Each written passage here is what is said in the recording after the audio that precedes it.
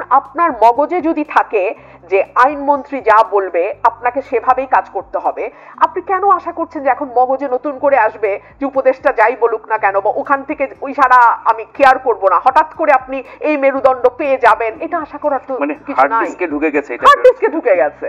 আমাদের এত পেছনে গেছি যে আমাদের আবার ওই মানে 80-র দশক পর্যন্ত আসতে যতটুকু হয়েছিল আবার আমাদের নতুন করে সেইটুকু যেতে। নির্বাচন কমিশন সামাজিক মাধ্যম কতটা নিয়ন্ত্রণ বা পর্যবেক্ষণ বা মনিটর করতে পারবে, কে কোন দিক থেকে কি অপপ্রচার করবে, এবং সেখানে প্রস্তাব করা হয়েছে যে অন্যান্য আচরণবিধি লঙ্ঘন করলে যেসব শাস্তি হয়, জেল জরিমানা, সেগুলো থাকবে।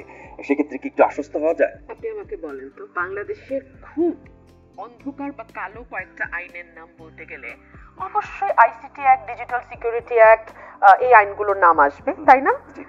এই আইনগুলো কিন্তু মূলত করা হয়েছিল মানুষের ব্যাপারে যদি কোনো ভ্রান্ত তথ্য, ভুল তথ্য, অপমানজনক কথা, মানহানিকর তথ্য প্রচার এবং প্রকাশ করা হয় তাহলে যেন ব্যবস্থা নেওয়া যায়। কিন্তু আমরা কি দেখলাম? আমরা দেখলাম মান আছে কেবলমাত্র সাবেক প্রধানমন্ত্রী শেখ হাসিনার, তার মানহানি কথায় কথায় হয় এবং শত শত মামলা হয়ে যায়। আমরা দেখলাম যে অপপ্রচার কেবলমাত্র সরকারের বিরুদ্ধে অপপ্রচারগুলোই অপপ্রচার হিসেবে গণ্য হয়, আমাদের বিরুদ্ধে যাচ্ছে তাই লেখা যায়। মানে বিরোধ ব্যাপারে যখন সত্যিকারের আইনটা প্রয়োগের ঘটনা ঘটবে কিন্তু আপনার খুব পছন্দের লোক তার বেনিফিট পাবে না, বা বলতে গেলে আপনার বিরোধী পক্ষই তার বেনিফিট পাবে এই আইনের, তখন আপনি আইনের ব্যাপারে চোখ বুজে থাকবেন। এটা তো বাংলাদেশের সংস্কৃতি।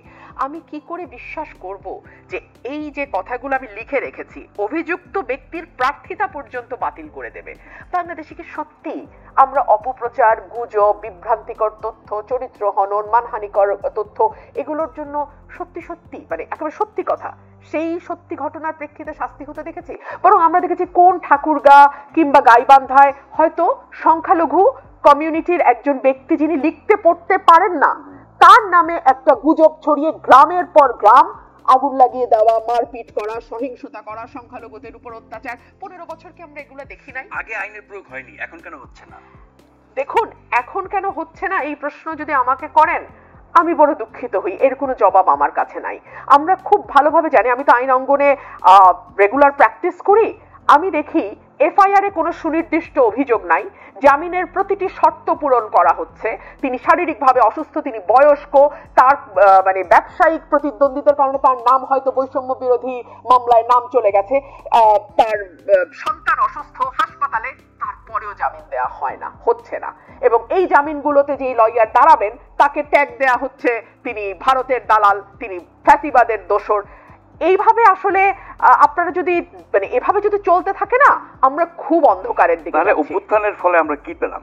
এই প্রশ্নটা যদি আপনি আমাকে করেন আমি বলবো আমি একরাশ আমি আসলে যেটার জন্য আমি 15 বছর লড়াই করেছি, যেই বাংলাদেশ দেখার জন্য, একটা সহিষ্ণু, একটা মত প্রকাশের স্বাধীনতার বাংলাদেশ, একটা সুস্থ বাংলাদেশ, যেই বাংলাদেশে আপনার জাতি, ধর্ম, বর্ণ, গোত্র, রাজনৈতিক বিশ্বাস যাই থাকুক না কেন আপনি বিচারটা পাবেন, আইনের চোখে সবাই সমান হবে। আইনের চোখে সবাই সমান হবে। একটা পর্যায়ে আমার কোর্টে বলতে ইচ্ছা করে, মাননীয় আদালত আপনারা কিন্তু নির্বাহী বিভাগকে চেক এন্ড ব্যালেন্স করার জন্য আছেন, মানে আপনারা নির্বাহী আদেশ পালনের জন্য নাই। কিন্তু কি লাভ বলেন, কোথায় বলবো, কাদেরকে বলবো? তার মানে আগে তো ফ্যাসিবাদী সরকার ছিল, ফ্যাসিবাদী শাসন ছিল, ফ্যাসিবাদী দল ছিল, তারা আইনের শাসন কায়েম করে নাই, আইনের প্রয়োগ করে নাই, ন্যায় বিচার আদালতের স্বাধীন ভূমিকা নিশ্চিত করে নাই। এখন কে বাধা দিচ্ছে? দেখুন, এ কারণেই না ওয়েস্টে যেটা হয়, ব্যক্তিকে খুব বেশি প্রাধান্য দেওয়া হয় না। ব্যক্তি আসবে, ব্যক্তি যাবে, প্রতিষ্ঠান সিস্টেমটাকে গড়ে তোলে। আমরা তো সিস্টেম 15 যা হয়েছিল, যেটুকু হয়েছিল 15 বছরে শেষ হয়ে গেছে।